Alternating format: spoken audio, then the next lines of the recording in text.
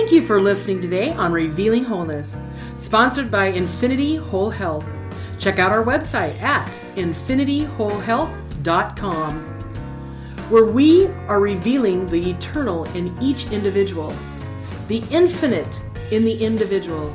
The creativity is made manifest. Limitation is let go. Now, here's your host, Dr. Troy-Munson. Hello and welcome. I'm Dr. Troy-Munson on Revealing Wholeness, and today we're going to explore some chiropractic aspects of hand and finger pain and numbness. And what does it mean? I see, maybe 10 to 15% of my clients have like some hand numbness. They're getting some tingling, maybe some carpal tunnel-like symptoms, maybe some specific fingers. Sometimes it's thumb, first finger, second finger, or middle finger. Sometimes it's middle and ring finger. Sometimes it's middle, ring, and pinky. And they're like, what's going on here, doc? I say, well, those are specific nerves. If it's the entire hand, it could be the wrist. And so something different's happening. But ultimately, we're going to look at the lower neck. And so some people that say, you know what, I do have a stiff lower neck. It always feels tight down there, like upper back, lower neck. That's going to be where we're talking about. So we have 7 vertebrae in our neck, and right across about level with the outside of our shoulder, where our arm is, if we draw a line in parallel to the ground, we're going to hit right about C7.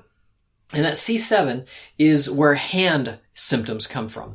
And it's associated with liver gallbladder issues. So sometimes I'll ask, hey, do you have sluggishness? Maybe some sneezing. Maybe nightmares or burning feet. Maybe some allergies and headaches. And they're like, oh my gosh, I have all those. Okay, well that makes sense. So yeah, we've got a lower neck issue and we've got pressure on a nerve there, but we also have a lot of liver symptoms. So we may be eventually working on your liver. Oh, well, my doctor told me I had elevated liver enzymes. Well, that would make perfect sense.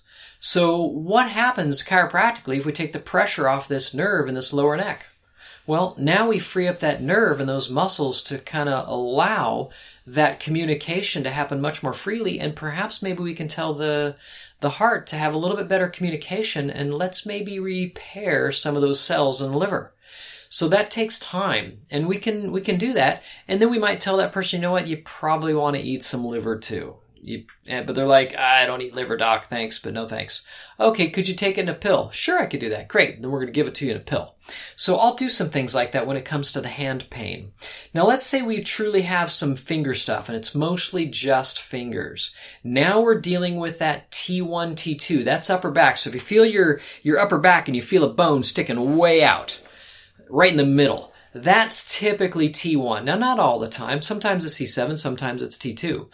But that's a good general area that'll get us in the ballpark. If we have that upper back kind of pain, burning, numbness, general unhappiness of the upper back, we're looking at heart issues. And I've had people that I've seen curvatures right in that upper back and in the neck, going into the neck, and I've asked them, I said, hey, tell me about your heart problem. Their mouth literally drops open. And they're like, I've been going to doctors for the last year to figure out why my heart has palpitations, why I feel this weird flutter in my chest all the time, and why and they keep doing all these EKGs and they're fine. They don't see anything wrong with my heart. I said, well, it literally can be the pressure on a nerve in your upper back that's causing the heart not to beat correctly. And there's more than one anecdotal stories out there about chiropractors who some were in a plane, and the flight attendant nowadays, they call him, that kind of ages me, doesn't it? The flight attendant comes on and says, hey, is there a doctor in the plane? Could you please push your call button? And the chiropractor's like, I don't want to do that. Because we're looked at as non-doctors, which is crazy, even though we have way more schooling than medical doctors. But we feel like that. Whenever I hear it, I always push the call button. And they're like, I tell them I have emergency medical training, because we do have emergency medical training. I can do some things.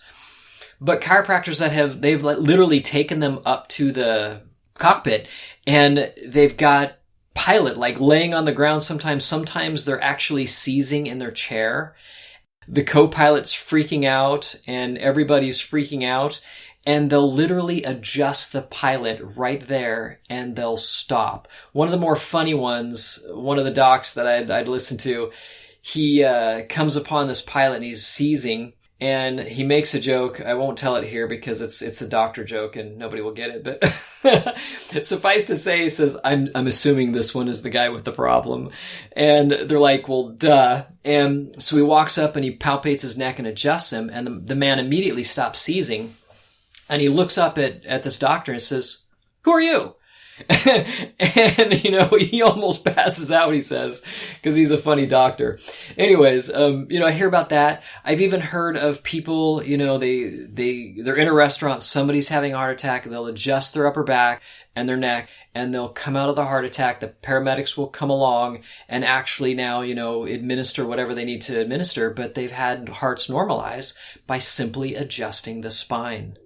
So, wouldn't it be nice if everybody was trained on some basic chiropractic adjustment techniques? Because let's say you come upon somebody that's having a heart attack.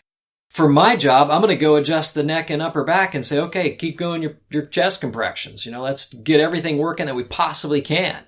What do you got to lose at that point becomes a question.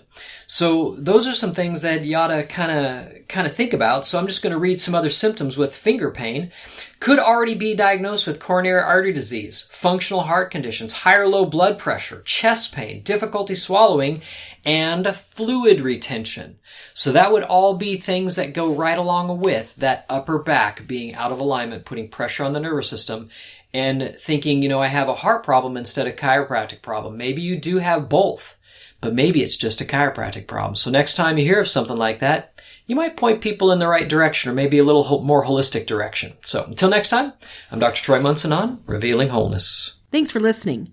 If you have any questions or comments, you can reach Dr. Munson at 360-893-8586 or email him at chiroman@dr.com. That's chiroman@dr.com. Check out our current workshop schedule on Facebook at Infinity Whole Health.